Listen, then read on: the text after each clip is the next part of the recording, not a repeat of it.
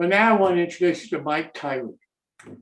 Mike is another fantastic modeler here to talk about his layout and track plan. Mike, welcome. You're muted, sir. I thought you were controlling the muting, but I guess I said I have enough trouble controlling mine, Mike.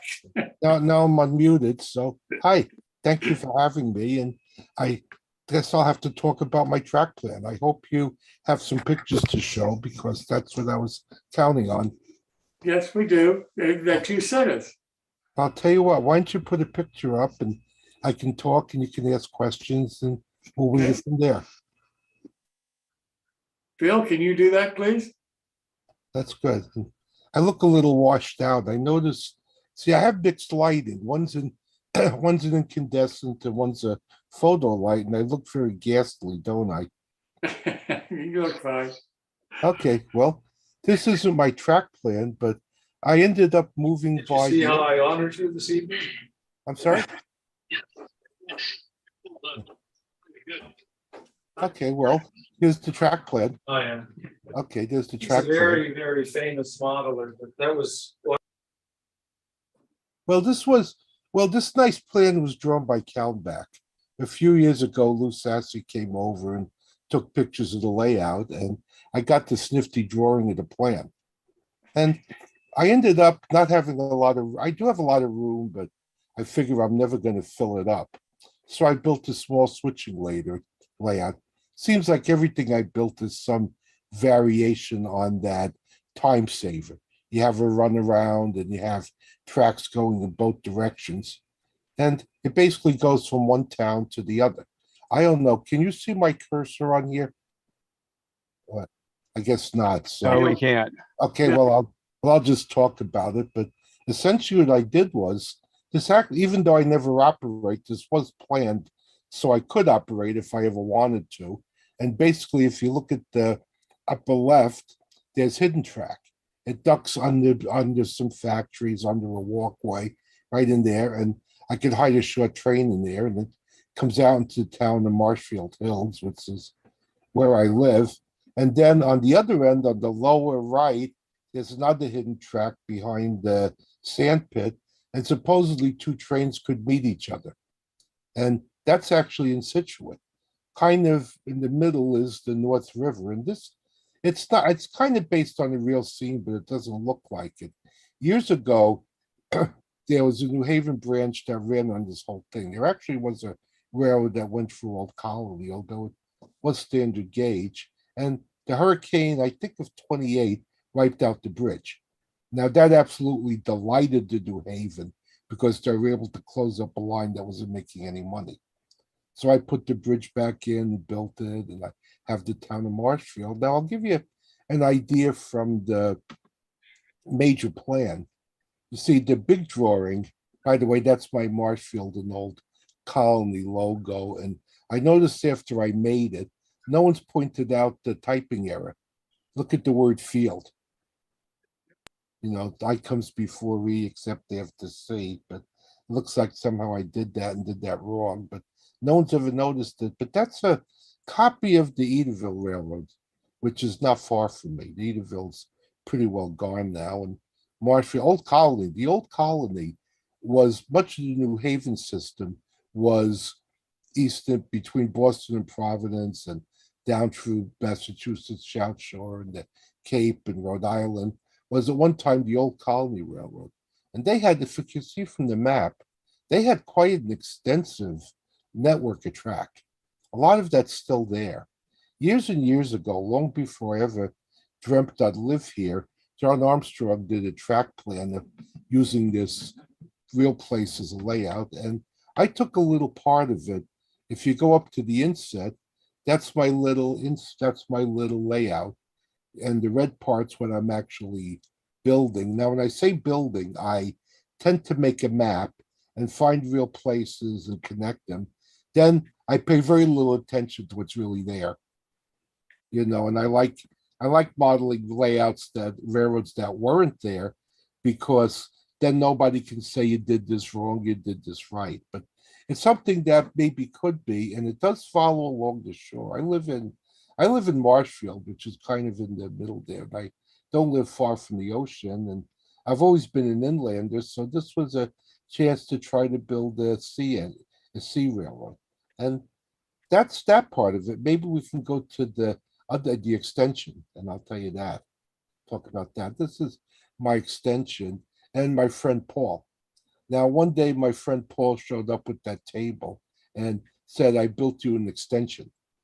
So they wanted me to build the layout. I'm working on it now. It's slowly getting stuff done. Probably sceneries, rough sceneries in most of it, but the first 2 feet to the right are done. But this is my little extension, and this becomes the town of, I call it Green Harbor. That's another part of Marshfield. And again, if you look up top, there's a hidden track. So the hidden track now, that was the hidden track, which is at the upper right, that becomes like, if I wanted to really operate, that could be a distance time. I could put a train there and go do something else, and 10 minutes later, the train gets to the other town. But then there's another track and back, and that goes on to the rest of the world. I think it's a good idea to do that. I did not have enough room to put everything in because of runaround space. So the only way I could figure out to run around the track is to put a turntable in. I've seen some of my other people do that with transfer tables, and it's the first time I've ever built a turntable, and it's just a Walters turntable. One of the nice things about ON30 is you can use HO track, so it's a Walters HO turntable, and it's the stuff is so small in ON30 that you can run trains on that. There's a little run around. There's going to be some industries. The long track where it's up in the top is going to be an ice house, and there's a couple other buildings. A friend of mine, Jim Kirkin, gave me a neat idea for the front. I'm going to put a cutaway ferry. I think somewhere there's a picture of a cutaway lumberyard, but there's going to be a ferry slip, and I have room for about a one-car ferry, which is kind of ridiculous. So I said, why not cut it in half? And here's I didn't do this on purpose, but there's my cutaway lumberyard. And I've always liked cutaways.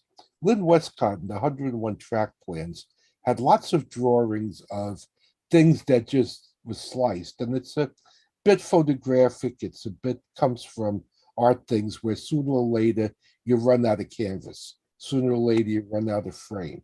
Sooner or later you run out of table. Now you run out in the back and you do all these tricks to try to make it look smaller further away. You run out in front, so you just slice it. And I kind of like the idea of just showing something sliced off it. It does have several advantages. One advantage is you could build a really detailed interior and someone could actually see it. Like when I first started in HO scale, I built this signal tower and I put all this stuff inside, had a removable roof. I think I pulled the roof off once, so I stopped making real detailed interiors, went to a simple ones, but it's a good way to do this. And this is the old shed lumber yards. I've always loved lumber yards and coal yards and ice houses, and gas stations, and that's sort of that picture. And that's kind of my track plan. And this is where I live by the ocean. Now, there's a couple of things. The picture on the right is just kind of a classic ocean picture. It's a boat going on the dock. One thing I found with ON30, you can't see it in this picture, that's really kind of interesting, is there's dual gauge track on the dock. Now, if you think about it, O scale standard gauge is actually 5 feet wide. It's a little bit wider than it should be. And the 2.5 is 2.5 feet wide.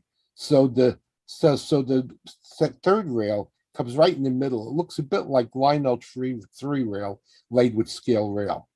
Because usually you see narrow gauge track and the rail is offset to one side. This goes right down the center. The crane is kind of interesting. I had an HO crane I forget who made it. It's a plastic kit, and I built a few of them, and I couldn't I couldn't find an O-scale one, so I built my own out of plaster and found some gears, and it sort of looks like it works, but it's a nice little pillar crane to have in the dock. One nice thing that's I learned about the docks are when you go to the ocean is that there's tide. You notice I did put some tide lines with because the tide will go up and down, and little docks and little things tie boats, and they're made so the posts can ride up and down the causeway.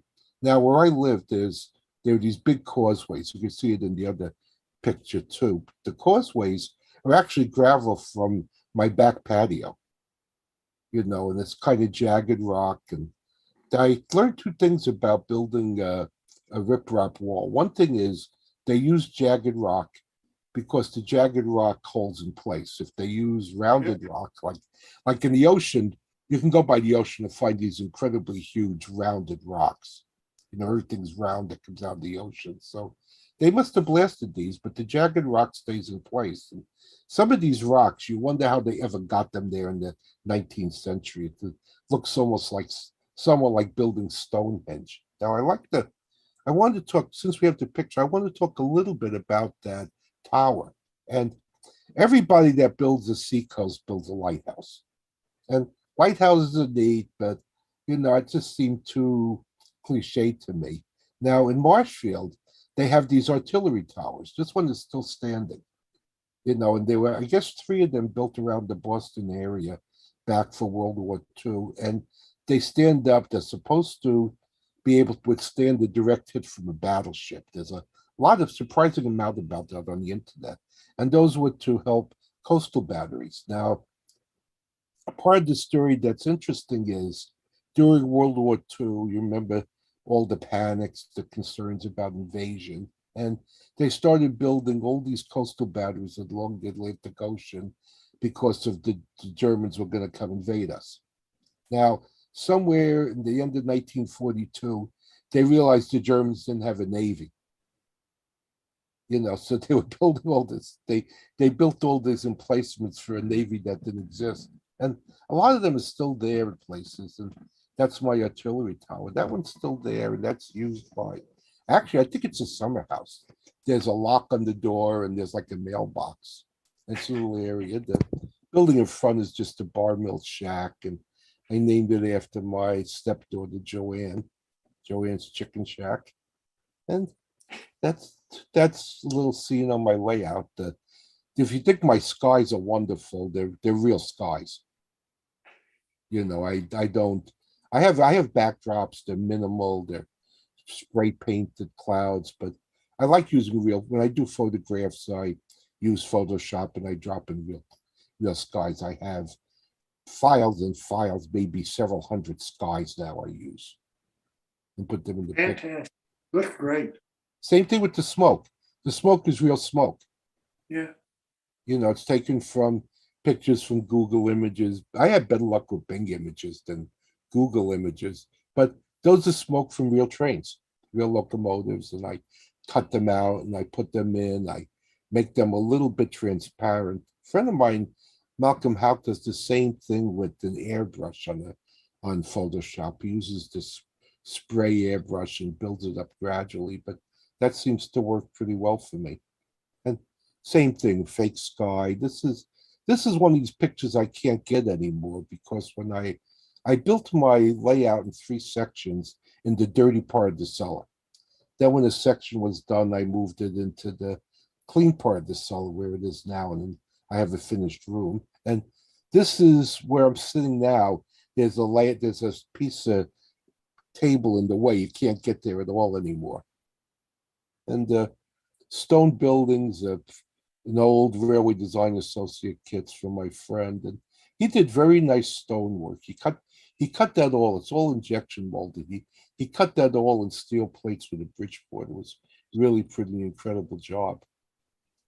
The mill in the back is something that actually, it's a fictitious mill, but Marshfield, for some reason, was a center of the cut nail business.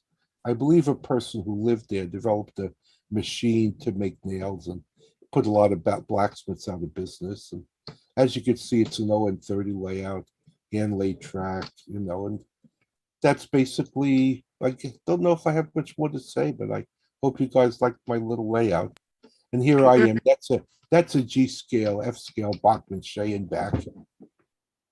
Like it very much. I look forward to next week and what you're going to talk about.